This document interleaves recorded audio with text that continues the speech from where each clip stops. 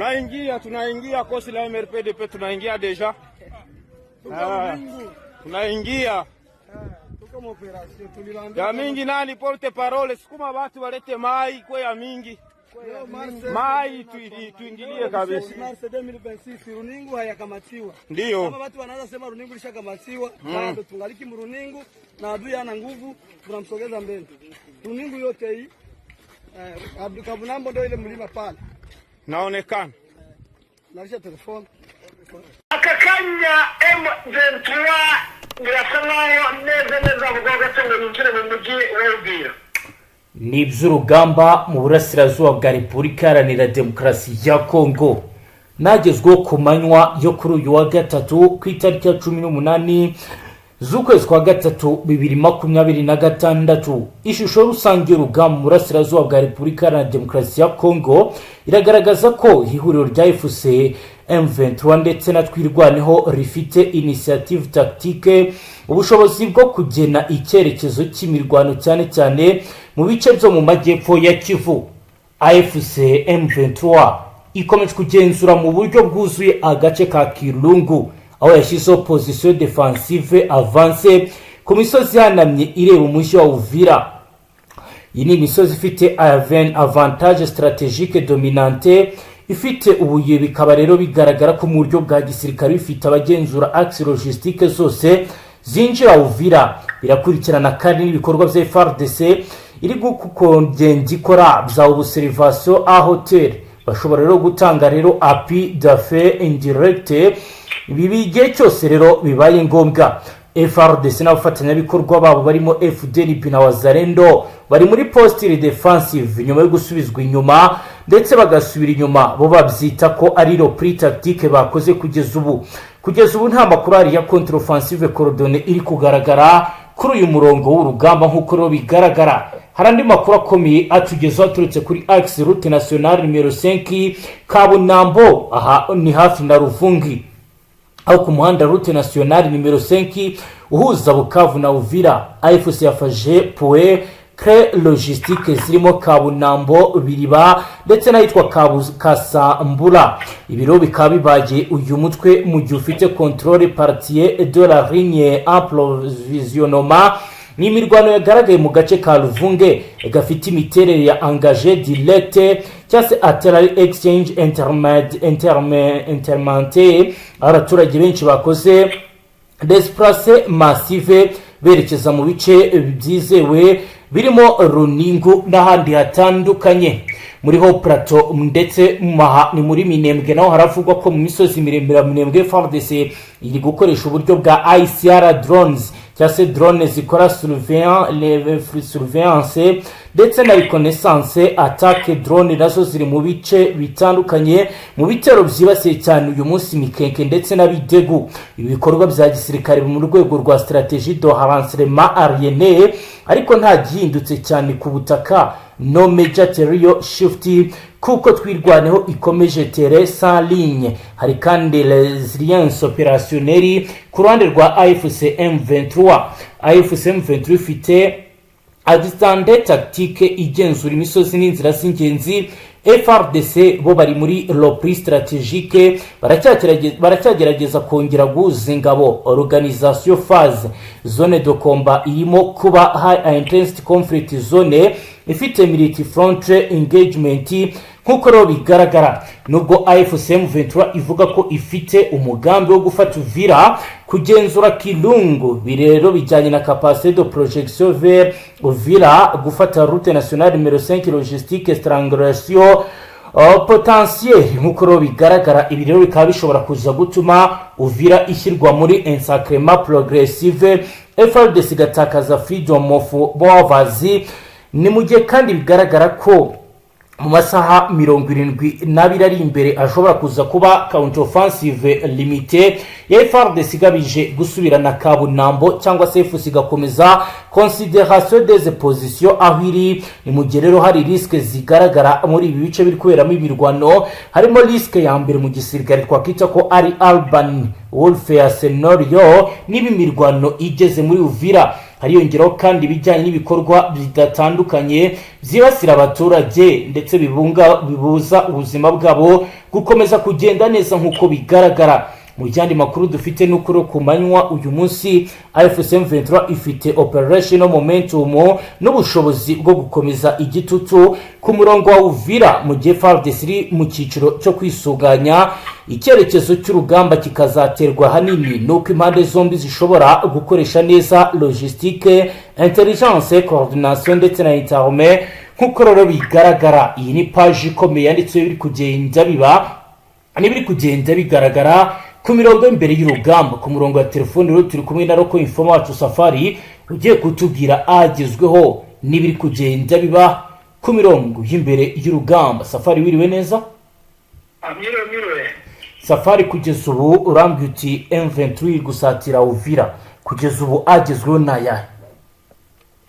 Yes, ni igikorwa n'ubundi gitangiye mu masaha ya saa moya n'indi minota na muri 35 n'itanu aho ngaho. Yego, aho basaga nk'abavansa baturutse ku mpande zose muri biriya bice. N'ubundi hari ino route nationale basa nk'aho bari gukikiza, ariko hari n'abari guturuka noneho muri za misozi n'ubundi baherutse gufata. Bigaragaza ko bashaka kugotera FARDC mu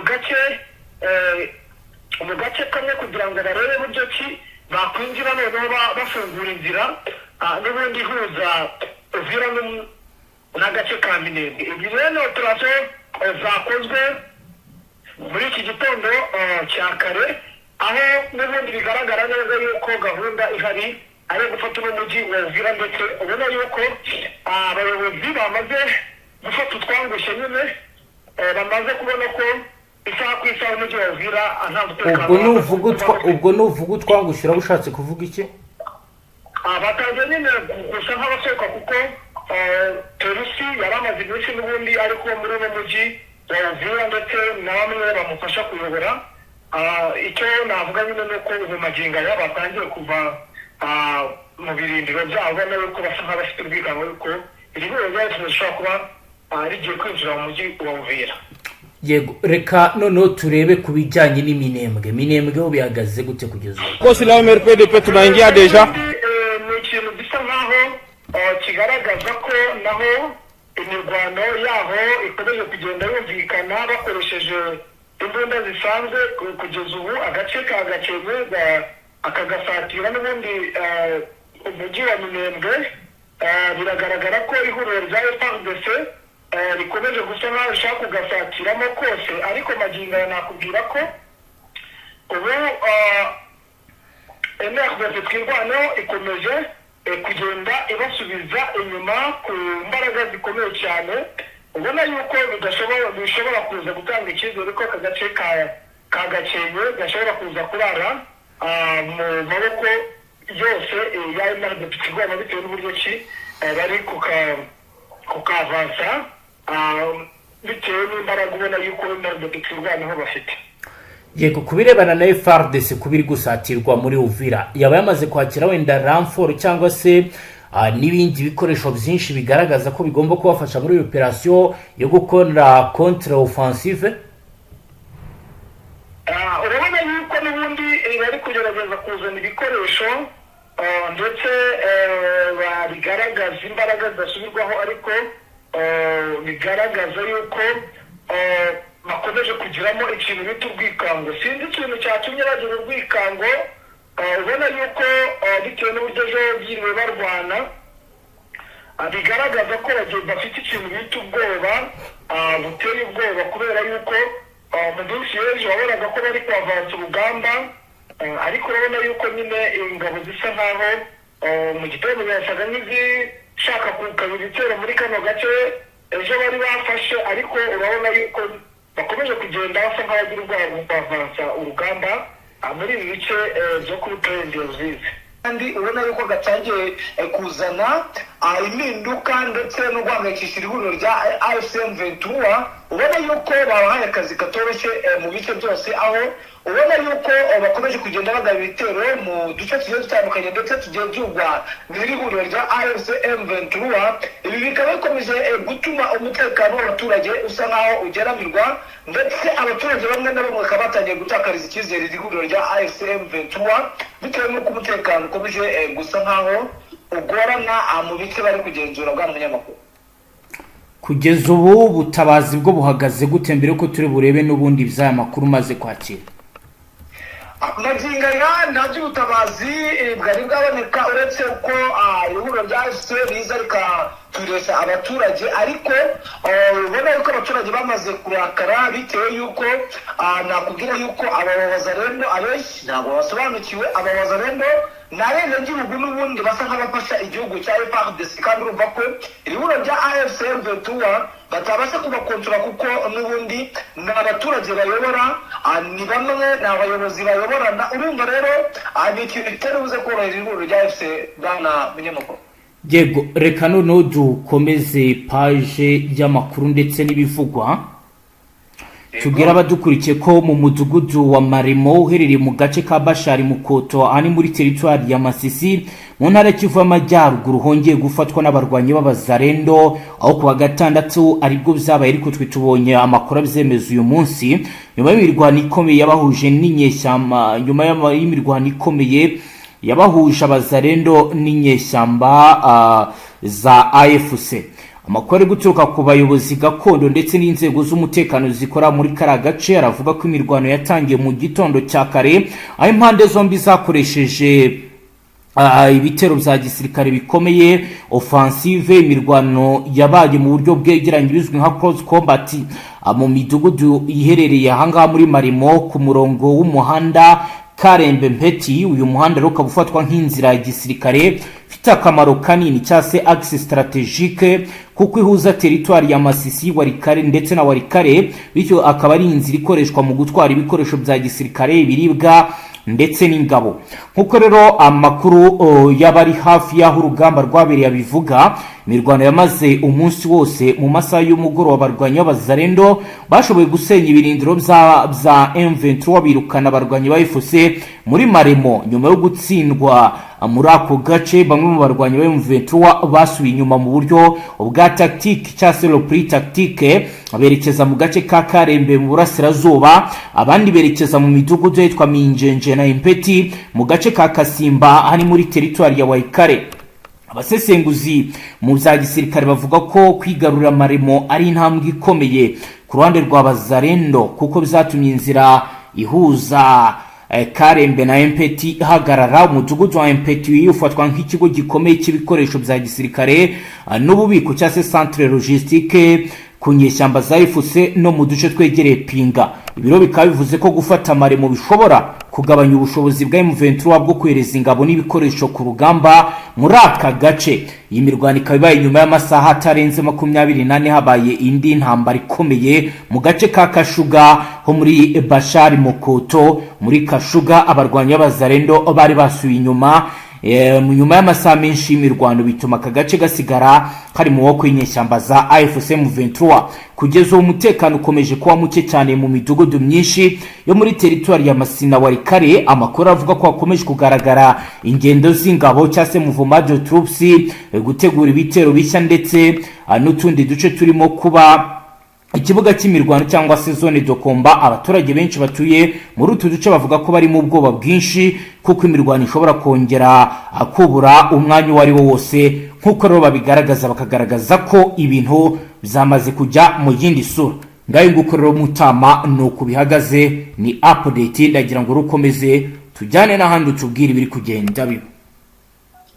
Yes, nibyo nuko byifashe muri no kwiva ariko zone ya Minembwe ibintu bikomeje kuba bibi cyane ndetse ubona yuko impande zose ziri gushinjanya ibikorwa byo guhohotera ituze ry'abaturage no gusenya ibikorwa remezo haba kuri kote ya FARDC na kote ya M23 na MRDP twirwaneho bigaragaza yuko abaturage aribo bari kugira mu kaga gakomeye muri ibi bice bya zone ya Minembwe, cyane cyane mu bice bya za Itogoye, aho bigaragaza imihanda igenda isenyuka, bamwe bakabishyira ku bandi. Urumva rero ni igikorwa kigenda akigaruka, ubona yuko ibintu bisa nkaho biri gushyira mu mazi abira abaturage bo muri zone ya Minembwe. Ibi byose bikaba biri kuba hari imyiteguro ikomeye, ubona yuko intambara noneho igiye kuba iri buze kusiga abaturage abatari bakeya bagiye mu mazi abira cyangwa mu kaga gakomeye. Nuko situwasiyo ihagaze muri ibi bice n'ubundi urabona yuko hakiriho gusa naho hariho imirwano igiye ikomeye kandi itanoroshye habe na gatoya, ubona yuko bitari buze korohera iri huriro rya AFC M23 twigwana bitewe n'uburyo FARDC n'abafatanyabikorwa bayo bamaze noneho kugira ubwiyunge nyuma yo gukozanyaho kw'ihuriro rya FARDC. Ubwo navuga ko ari abaje gufasha FARDC, abasirikare ba Angola, aho baje kurwana n'abawazarendo. Bigaragaza ko abawazarendo basa nkaho bari babaguriye. Ureba habayeho ubwiyunge busa nkaho bagiye bategura ama operasiyo, ndetse binagaragaza ko umuntu bashinze operasiyo muri Sud Kivu ari buze guhindura ibintu bikomeye, aho abasirikare bagiye kujya barwana mu itsinda ryabo, nimba ari abanyangora bakarwana mu itsinda ryabo, niba ari abahibu bakarwana mu itsinda ryabo, nimba ari abazarendo bakarwana mu itsinda ryabo. Ibyo ni bimaze gukorwa n'ihuriro rya FARDC bitewe no kudahuza kw'iki gisirikare.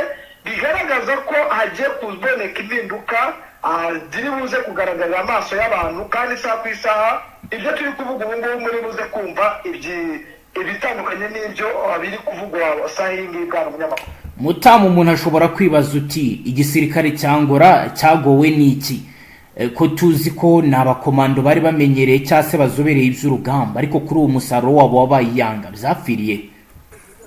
Ikintu cyabiteye ndetse nabo bari kuvuga ko harimo ikintu cy'akagambane, ndetse bivugwa yuko bakunda kuba bari ku mirongo imbere bavansa, ariko mukavansa wenda basa nk'abasubiraho inyuma kwa kundi ku rugamba bigenda, bagasanga abandi basirikare babateze bambaye uniform za FARDC, bagaruka none inyuma bagasanga ni FARDC isa nkaho ikibataka, baje kugumbura ko ari abawazarendo basa nkaho baguzwe, bakunda kubarasaho cyangwa bakabagambanira. Ibi rero binagaragaza ko habayeho kudahuza ku bigendanye n'ururimi, bigasa naho n'ubundi bitaborohera.